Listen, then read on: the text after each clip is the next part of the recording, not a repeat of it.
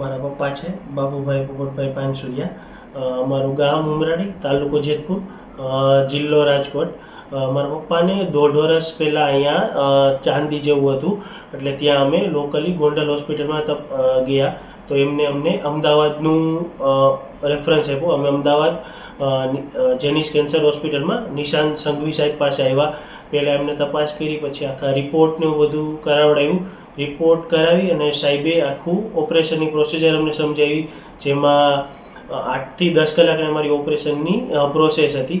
એમાં મારા પપ્પાનું અહીંયા કેન્સર હોવાને કારણે અહીંથી આખું જડબું કાઢી અને ત્યાંથી હાડકું કાઢી અને પગનું અહીંથી હાડકું લઈ અને આખો શેપ બનાવ્યો, જે 8 થી 10 કલાકની સર્જરી ચાલી.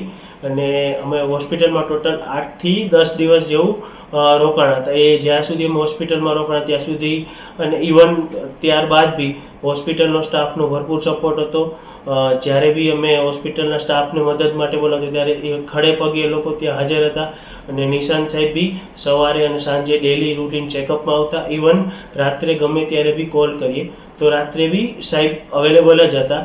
તો તમારે જો કોઈને એવું હોય કે કેન્સરથી કાંઈ બીવું છે તો બીવા જેવું નથી, જીવતો જાગતો કેસ છે મારા પપ્પા.